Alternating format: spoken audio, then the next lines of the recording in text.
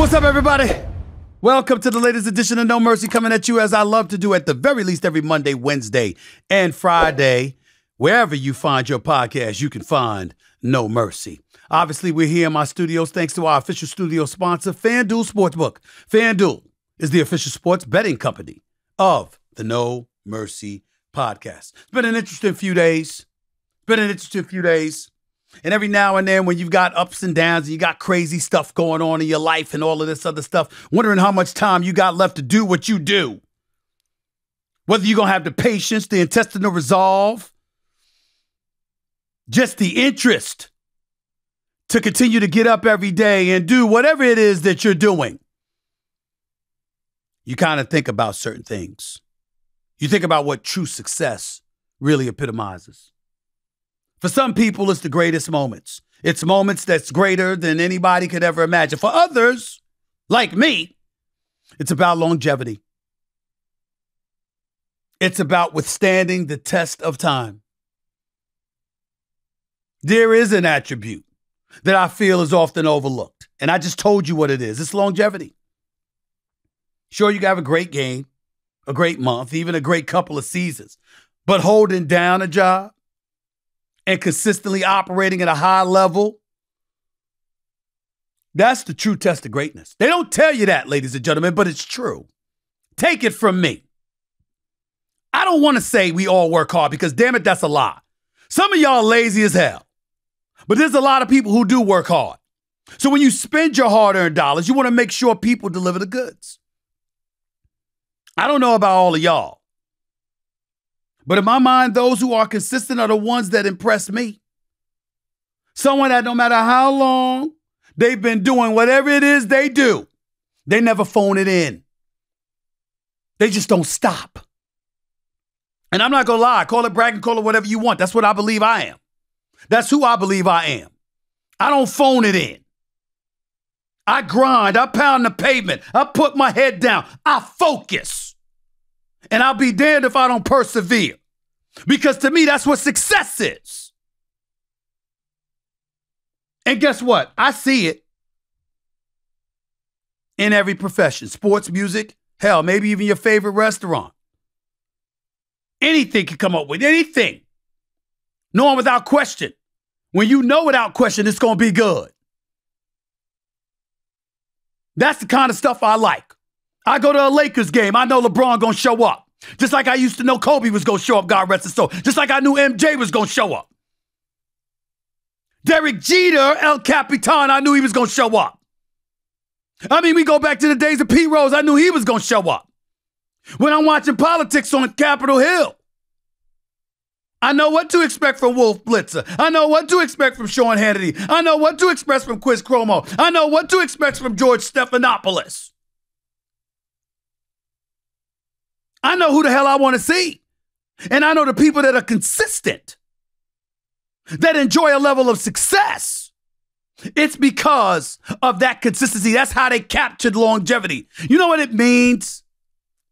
It means you're trustworthy. Going back to my world, the world of sports, when I think of longevity, names that come to mind, Tom Brady, LeBron James, easily. Brady, 23 seasons, LeBron, 20 seasons. I'm pretty sure he'll play at least 2 more years, by the way.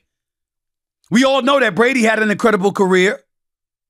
I mean, even Bill Belichick came on this podcast, Let's Go with Jim Gray, and called them the greatest ever.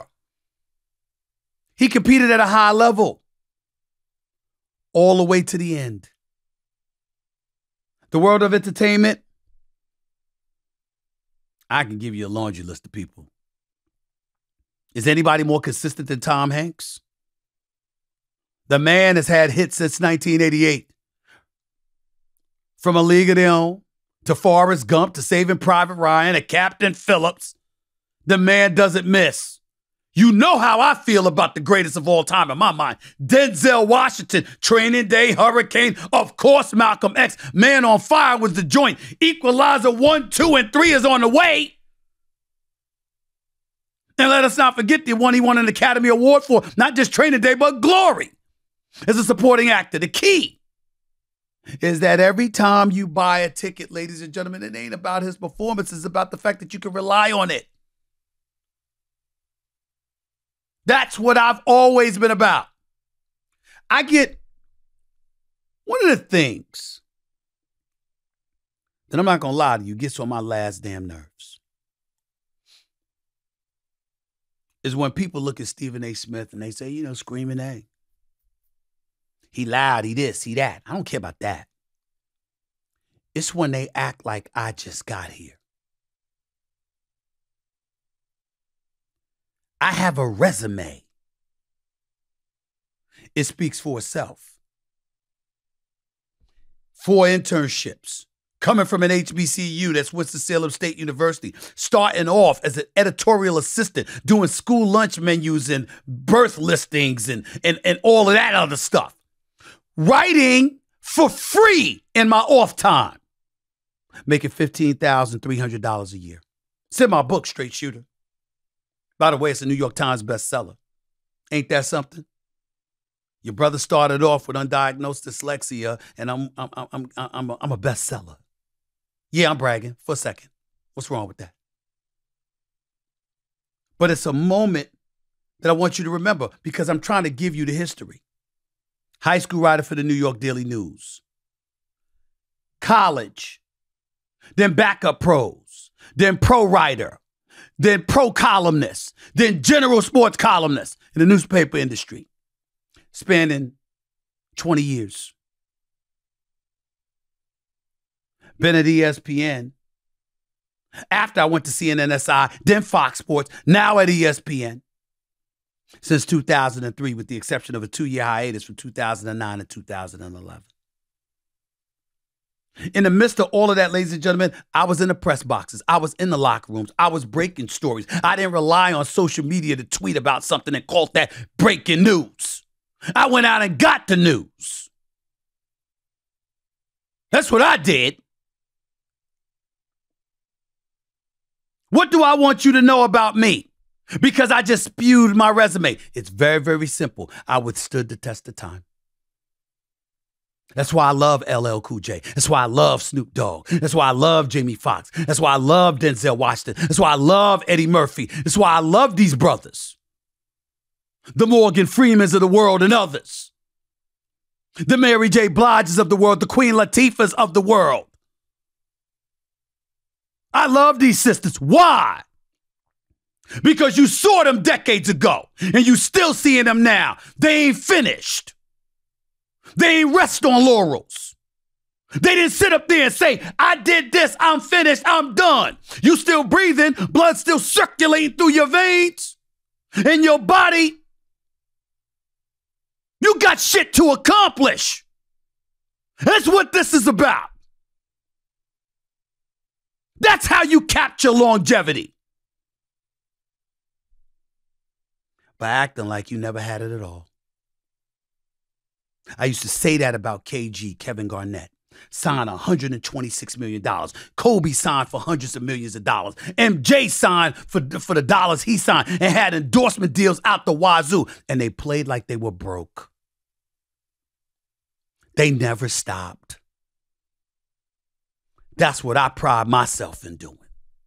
And whatever little menial gifts I may be fortunate and blessed enough to have through the grace of God, I don't stop. And neither has my next guest.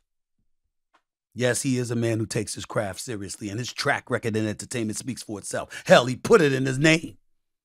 So stay right there, stick around, because you want to hear what this brother has to say on comedy, on politics, on social issues, on just being a successful man and a successful person. By the way, primarily doing it by putting a smile on our face and making us laugh. My brother, the one and only Cedric The Entertainer. He's up next. Don't touch that dial. I love to motivate people, but you know something I love to do more? Motivate myself. And that's why I love to talk about FitBod. I told you about it New Year's for all of you trying to get those fitness resolutions started, and I'm about to tell you about it again just in case you started slipping. Because guess what? I know I started slipping. However, I joined FitBod. Guess what? I'm going to stop slipping now because all I have to do is pick a fitness goal, add my equipment, and they create an amazing routine specifically for me. That's exactly what they'll do for you, okay? That's my favorite part of it because not everyone wants to go to the gym and compete with all the bodybuilders, but some people do, and FitBod will generate a routine for you no matter what level of fitness you have, just like it's doing for me. And you won't get burned out either. The app switches up your exercises to avoid exactly that, and your program will change over time as you get better and better. So join FitBod today and build a routine that lasts all year long. Get 25% off your subscription or try the app free at fitbod.me/mercy. That's FITBOD.me/mercy. You know what's better than finding quality candidates? How about finding them instantly without any wait time, okay? Listen, I'm a business owner. I'm not hiring anybody who isn't a top candidate out there. And for a truly powerful hiring partner, guess what you need? You need Indeed. On Indeed, you can attract, interview, and hire candidates all in one place and find qualified job seekers fast.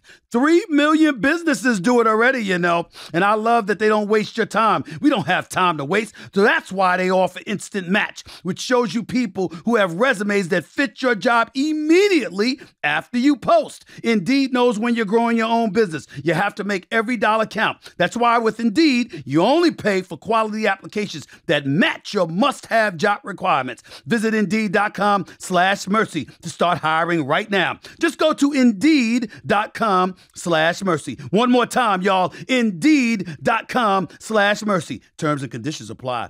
Cost per application pricing not available for everyone. Need to hire? You need Indeed. Ladies and gentlemen, my next guest, as far as I'm concerned, is a legend. I am so honored to have him on this episode of No Mercy. He sold out comedy clubs and arenas for more than 30 years. He's one of the original kings of comedy. He is also the executive producer and the star of the hit CBS sitcom, The Neighborhood. Oh, by the way, he's pretty damn hilarious with some of those Super Bowl commercials as well. I'm talking about the one, the only, Cedric The Entertainer. What's up, big time? How are you, man? How's everything? Let's go, dog. Let's go, baby. What's happening? It's good to see you, man. How's everything going, man? How's life treating you, bro? Oh, everything's well, man. It's such a blessing, man. We just shot 100th episode of The Neighborhood this week, where I directed it as well. So wow, everything's popping, man. You can't complain, man. Life is good. Man, I'm seeing a lot of these cats, man, whether, people are acting, obviously, and then you see people trying to venture into that production lane, being a producer, and that's great, too. But can you enlighten us when y'all become a director?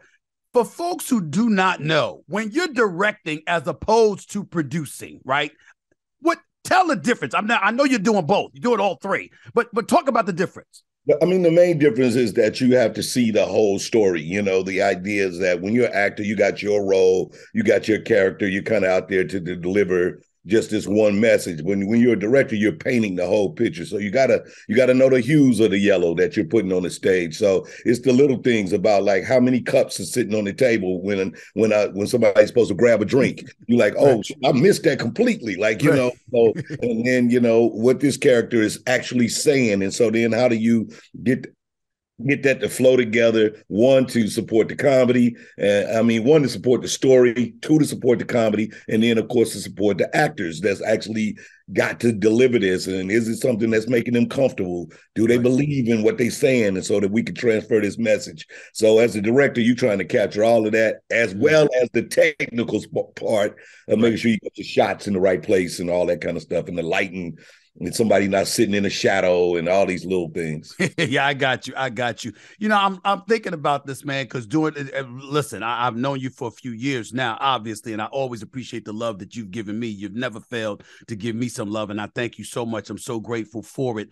I remember reading years ago that you were an insurance adjuster. Yeah, Is that true?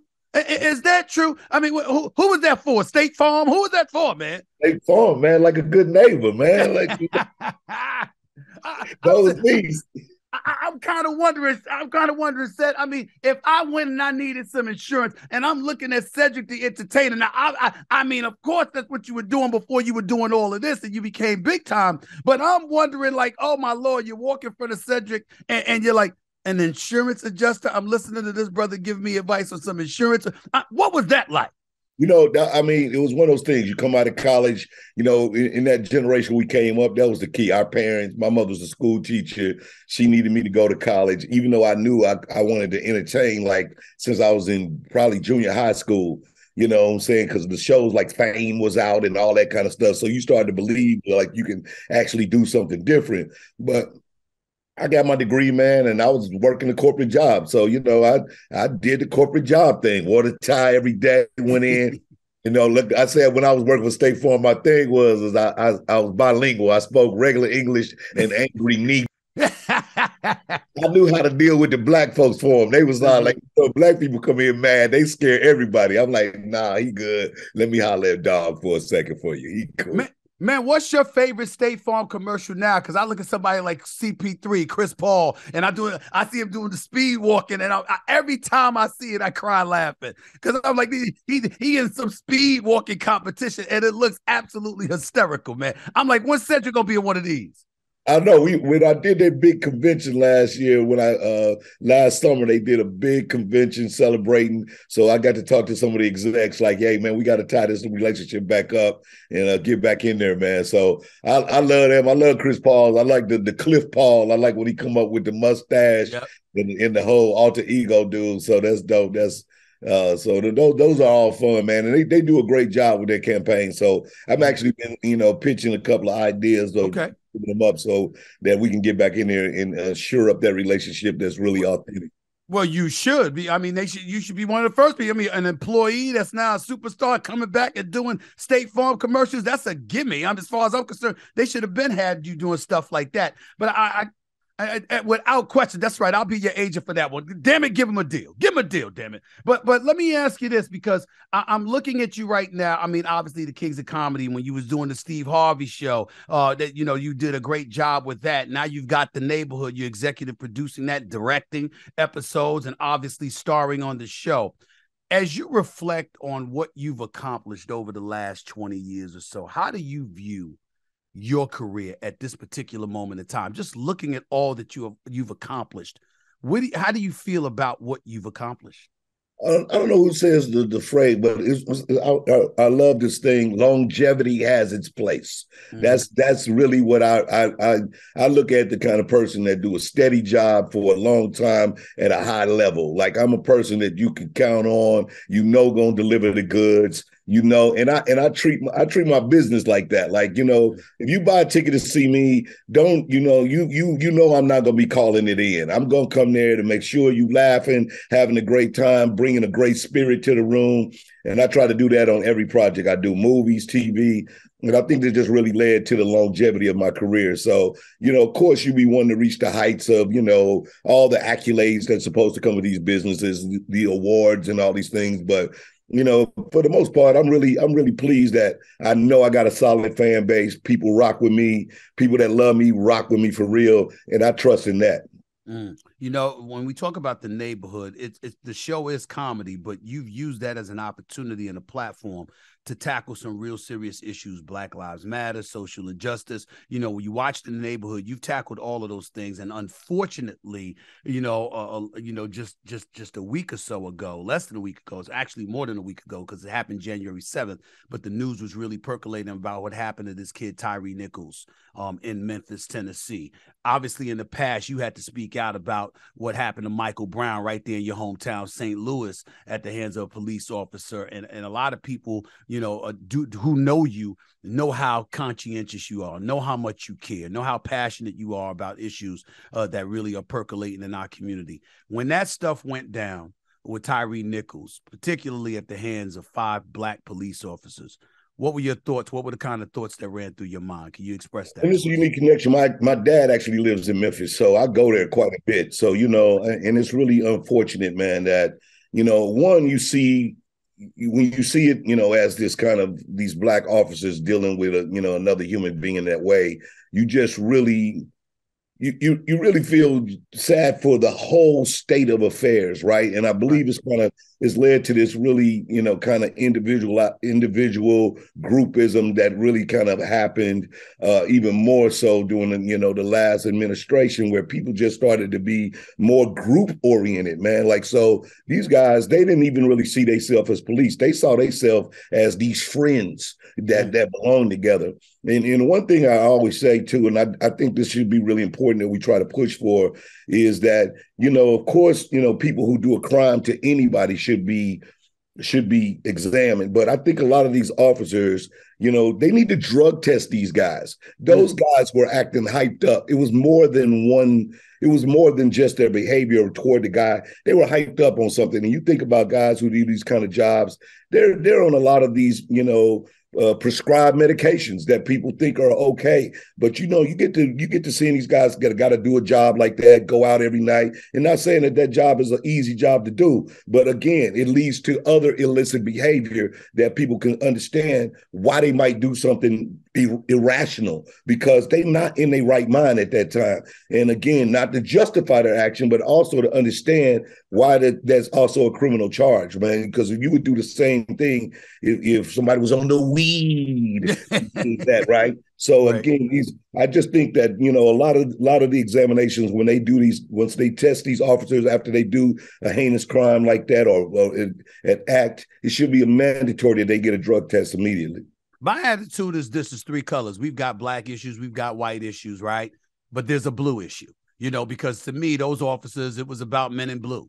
And, somewhere along the way, you thought it was, and the thing that resonated with me said that made me even more appalled is that they were blocking the body cams and screaming about this dude to put his Tyree Nichols, put your hands behind your back, whatever. But they had already had him restrained. And the satellite camera or across the street, they didn't know was watching them. They had him down to the ground. They kicked him in the face. They beat him with a baton. They punched him in the face after they stood him up, and he was already done and the whole bit. And I'm looking at five brothers that could do this. I was just so appalled. But I will ask you this question and then I'll move on. Years ago, a few years ago, when the whole George Floyd thing went down, we heard so much, particularly from the white community, about we're listening, we want to hear you, we want to understand. And it wasn't just in the streets of America, it was in corporate America, and supposedly it was in Hollywood. Since that George Floyd thing happened, do you feel that Hollywood has been listening, has been paying attention? Do you feel that Hollywood has really adapted to the noise that obviously has been in their ear about what's been emanating from out of the black community, and they've sensitized themselves to it? Do you get that impression at all that things have improved in that regard?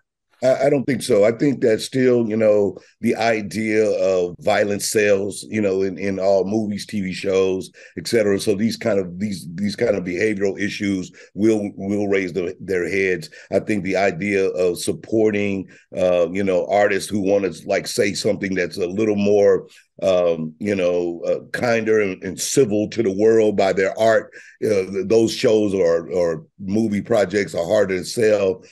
These things are still the same. And so, yeah, there's the immediate reaction, the knee-jerk reaction to it, like the rest of corporate America. And then soon as it kind of dissipates, everybody goes back to their neutral corners and go where the money resides. So that's what I feel like Hollywood is definitely still that same kind of energy.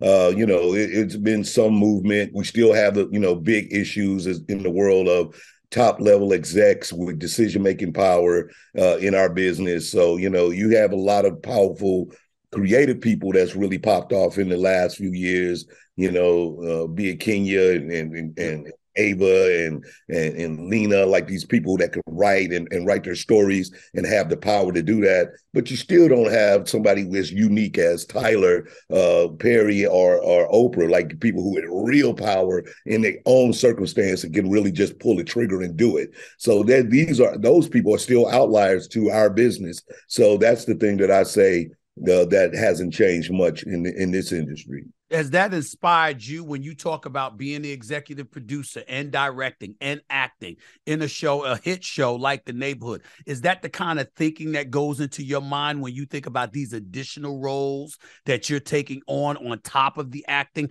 that you want to shape and formulate things in such a way and exude and exhibit that kind of power so you can make a difference? Is that your kind of thinking? Yeah, definitely, man. That's why I try to, for me, I operate, not necessarily on the forefront of things. I'm actually, the person who likes to get into meetings with the people, get their hands dirty, player association type stuff. You know what I mean? Like, if you will, like it's where you see they draw the lines. It's where you recognize, like, oh, that's the policy that allows it to go that you would never be able to get to. So, I mean, those are the point of view. So, I'm several guilds, belonging to from producer guild to directors guild, actors guild, like a part of all these situations to make sure that I'm like up on the choices that are being made, and then try to get in there and get my voice heard and the voice of my peers. Is it important to you that when you're introduced, it's not just as Cedric the Entertainer, somebody that's entertaining us and making us laugh on camera? You want everybody to know what you're doing behind the camera, that you deem that to be something important that everybody knows about you, because I don't hear people talking about that enough. You don't hear Cedric the Entertainer, the executive producer, the director. You don't hear that nearly as much as, quite frankly, I know anytime I talk about you now, that's exactly what I'm going to say. That's exactly what I'm going to say about you. Is that important to you? I think it is. The more I get in life, the more I've been doing it, the more you find these things, important to what it is that, the business has to deal with. Got a lot of young entertainers. I was dealing with this the other day. A lot of young entertainers who've now built brands based off who they are very uniquely from social media, right? These guys, they don't have to change their dialect. They don't have to change, the way they kind of communicate to their audience, yet they don't resonate to Hollywood. So the transition for them to become like these bigger stars he needs a voice in there that can say, look, we understand this person. You may not get his dialogue, you may not get his innuendo, his small little talk, but there's an opportunity for this person to have a voice in a bigger platform. And so these are the kind of things that I think will become very important, because we're still asking people to assimilate to the circumstance as opposed to understand the world has grown and that this guy already got 20 million followers. He don't really need you, but we should give him a bigger platform. What's been the biggest moment for you? Was it Kings of Comedy? Was it the Steve Harvey show that was on television? What was the shining moment for you where you felt like I've arrived and things are going to change forever for me? Man, I mean, those were all pretty gigantic, man. But I gotta say, it goes very simple for me, Steve. It goes back to when I was in Jet magazine, man. I won the Miller Genuine Comedy Competition in Chicago, and my picture got put in Jet magazine. And I just knew from that point, because that was the litmus for us, man, back then. If you were part of Black publications, you knew that audience loved you and was with you, and that's it. And of course, now the Bud Light commercial was one of those kind of transferring things, because it was on the Super Bowl. It won the Super Bowl that year. My audience grew bigger. You recognize the appeal that, having people walk up to you in the airport is totally different than, walking in the barbershop and everybody know who you are. Like, so that was that. But we can't argue with original Kings of Comedy, Barbershop One. All those things were pretty, big in transferring me, from one level to the next level. God rest his soul, Bernie Mac is no longer with us. I miss him dearly. That was one brilliant brother. Make no mistake about it. He was absolutely hilarious. I remember him from Def Comedy Jam and Apollo and all of that stuff. I loved it. But D.L. Hughley's been doing this thing. Steve Harvey's obviously been doing this thing, and you're doing your thing. When you reflect on the team that y'all had together for Kings of Comedy and what y'all were able to accomplish, what do those brothers still mean to you to this day? Can you speak to that for a second? You're locked in, man. That's what it's really like, a brotherhood of guys who's in the trench hole together. I mean, at that time, It was, comedy was definitely growing. We had, really big brands. Def Comedy Jam was blowing up. You had, Martin doing his own thing. You had, of course, Eddie Murphy, legend. And then we, as a group of guys, decided that, that it was important. We went out as an arena tour together and showed this brotherhood, and we still locked in. I mean, DL still, bro. We gonna go on tour together and starting in March. Can't get Harv out there. I mean, I talk to Harv all the time. Can't get him. He in Dubai. He's in Dubai. He spoke to me the other day from Dubai. Yeah. Get on the phone. Yeah, he's living a different life right now. Said he's living a different life. I call Harv and be like, all right, man, I see your giraffe. You got your pet giraffe back there. It's hilarious too. He ain't got no shame in his game. He's like, hey, things change. Hilarious. Are you going on the Family Feud? Have you been on the Family Feud yet with him? Yeah, man. We did the celebrity version of the Family Feud where we brought the whole cast of the neighborhood on. We had a blast. Was able to play for my charity. That was great, man. And of course, Steve and I, we often pick like golf trips together, just to get together and hang. So we do that a couple of times out the year, man, and then talk pretty much on a regular basis. So that's dog right there, man. So that's my dog, no doubt about it. I mean, I got breaking news for you. He about to have me on the Family Feud in a few months, bro. I've agreed to come on. I'm about to go on national television and embarrass myself. Said I'm very nervous. That's what I'm telling you, man. That game, you be thinking like, because you sit at home and you think you can just play it, but when you there.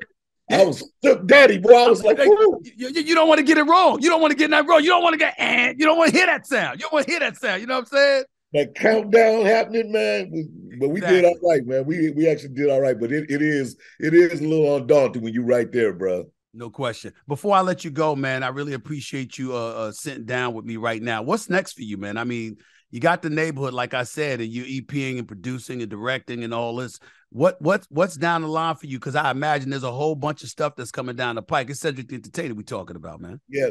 Really doing a lot of creative stuff right now. We are creating more shows, so I'm producing a lot of shows. Anthony Anderson and I, we got a product that was coming out that we partnered with Walmart that'll be coming out later on this year. Some unique people will enjoy. Instead of just developing, man. Having a really great time right now, creating with a lot of young talented people. So several TV shows, a couple of movie projects. All these things are just coming down the pipeline. Everything's for a lot of people don't know, you got your own production company, a Bird and a Bear production company. That's the name of it, right? That's the name Bird of it, right? and a Bear. Yeah, that's me and my partner. Been over Eric Ron. We've been partners over 30 years. We frat brothers. Cap out the side. By the way, I know you. How pretty I am. I got you. By the way, I'd be remiss in neglecting to bring this up. Who you got for the Super Bowl, man? I know you know a little bit something about your football. You got the Eagles, you got the Chiefs. I mean, who you rolling with, man? Mahomes, Jalen Hurts, who? This is a hard one, because I'm from Missouri, so I'm supposed to roll with the home state, but I got a feeling it's the Eagles year right now, so I'm just gonna have to lean toward that way. I love Jalen Hurts. I'm like you. We got the same affinity for our teams, both Steelers and both Roll Tide. So I kind of rock with Jalen from back when he was at Alabama. Felt like he got the bad shaft, even though Tua was dope when he came up, but I felt like Jalen didn't get his love there, and then he left. And so I'm kind of just want to see him get his just due right now. That's all I'm on right now. Yes. So. I will say this to you. If he going to pull it off, he got the ball. Just running the football and throwing for 130 or 40 yards ain't going to cut it against Mahomes. Against Mahomes, he going to have to put up some numbers in order to win this one, babe. I say Mahomes is one of them dudes that every time he do a play, you feel like you got to hear Steve Sable do his voiceover. Yep, he's like one of the OG straight quarterbacks that play like he played with this true grit and grime of a like an old school black and white legend. I'm like, that boy cold. So it's good to see that both of these men with this, this African-American heritage, quarterbacks at the top level, about to play this game, man. So that's dope. Love the Kelsey brothers too. Yep. You know what I'm saying? So Trav and they both dope. So that's gonna be hard. So, but I'm roll with Philly on this one. I feel you on that. Listen, man, I so appreciate you coming on the show, man. Got nothing but love for you. Appreciate the great work that you've been doing all of these years. Appreciate the great work that you're doing right now. Listen, are you gonna do a Super Bowl commercial? Did they have you do a Super Bowl commercial this year? They should have. Yeah, we didn't do one this year. I did one last year. Me and Post Malone, we brought the stars back, but we didn't do one this year, man. So that's dope. I gotta say too, man. I got your book early, so you know. Yeah. Thanks for the sign when y'all sent to me. But as soon as I saw you promoting it, you my guy. So I went and got it. I love the way that you understand sports, tell stories. And anybody don't know Stephen A. He put it down in this, and it's not only about his life as a journalist, but a real personal story about how one rises, man. And so I just really thought that was dope. I came up in a single parent household, and for the most part, you did. You understand from the way the book is, right? And so, I think that's really dope. That where you kind of express your tenacity and you go get it in this, and it's it's entertaining and it's dope. I actually got a book coming too, but it's not to the fall. I did a novel, so I'm on some. Okay. Yeah. Well, listen, when you come back on and promote the book. We could definitely do that. And by the way, listen, that's one of the things. If I ever write a book again, I actually want to write murder mysteries, man. I want to write murder mysteries. I really, really do. That's exactly because I did like the kind of biography book that I had, Grown Ass Man, a book my first book. But then this one I wanted to do something different, and I had this idea about my grandfather. I told this dope story that's like it's got a little murder, got a little crime. It's dope. That's right. Absolutely. Look, Ced. Appreciate you, man. Love you, man. We'll talk soon. All right. Thank you for being on the show. I don't care if you're a diehard NFL fan. I don't care if you barely know what football is. The Super Bowl is around the corner, so you better get ready. And this year, the only app you need at your Super Bowl party is FanDuel, America's #1 sports book. Download FanDuel now so you can bet Super Bowl 57 with a no-sweat first bet. You'll get up to $3,000 back in bonus bets if your first bet doesn't win. FanDuel lets you bet on everything from the money line to point spreads to player props. And in the Super Bowl, you've got to bet on more than that. Who's winning the first quarter? Who's scoring the first touchdown? I know my friends are going to be using FanDuel the whole game long. The FanDuel Sportsbook app is safe, secure, and super easy to use. You'll be able to find all the bets you want to make in no time. Best of all, you can get paid your winnings instantly. So join FanDuel today with promo code MERCY to claim your no-sweat first bet on Super Bowl 57. That's promo code MERCY. Make every moment more with FanDuel, official sportsbook partner of the NFL. 21 plus in select states. First online real money wager only. $10 deposit required. Refund issued as non-withdrawable sportsbook bonus bets which expire in 14 days. Restrictions apply. See full terms at FanDuel.com/sportsbook. Gambling problem? Call 1-800-GAMBLER or visit FanDuel.com/RG in Colorado, Iowa, Michigan, New Jersey, Ohio, Pennsylvania, Illinois, Tennessee, and Virginia. 1-800-NEXT-STEP or text NEXT-STEP to 53342 in Arizona. 1-888-789-7777 or visit ccpg.org/chat in Connecticut. 1-800-9-WITH-IT in Indiana. 1-800-522-4700 or visit ksgamblinghelp.com in Kansas. 1-877-770-STOP in Louisiana. Visit mdgamblinghelp.org in Maryland. 1-877-8-HOPE-NY or text HOPE-NY to 467-369 in New York. 1-800-522-4700 in Wyoming or visit 1-800-GAMBLER.net in West Virginia. Thanks again to the man, the myth, the legend, the one and only Cedric The Entertainer, executive producer and star of the hit sitcom The Neighborhood on CBS. The Neighborhood's a damn good show. I love it. I'm a fan. He's doing a great job.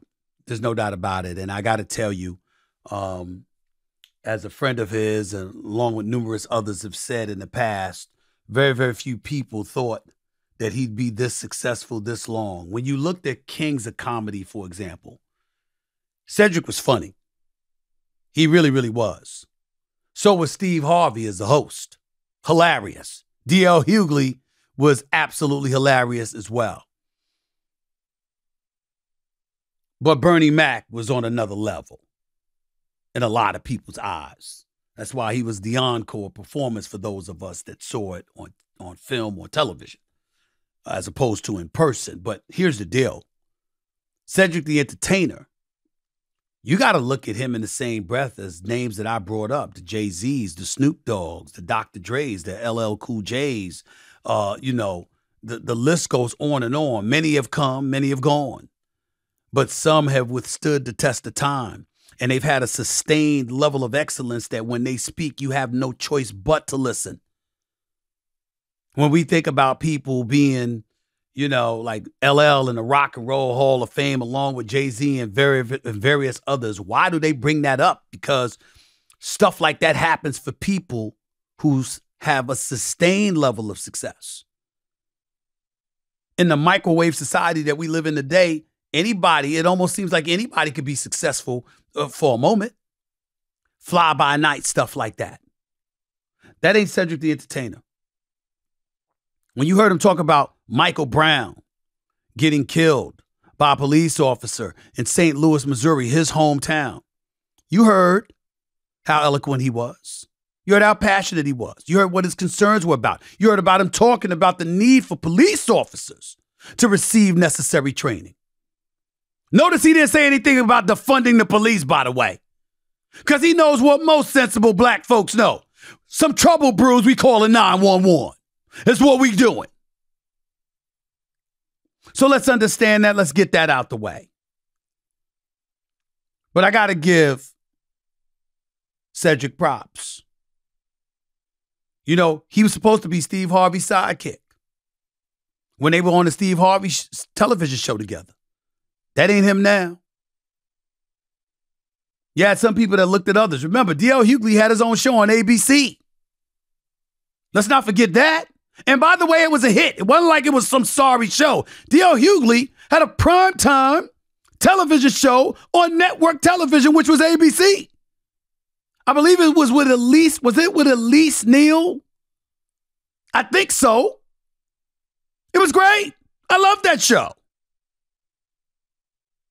I look at D.L. Hughley now. I can't wait to have him on this podcast because I got a lot of love and respect for that brother too. Steve Harvey's my brother. Y'all know that.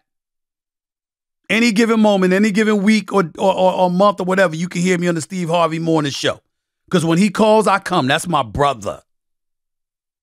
Make no mistake about it. That's my dog.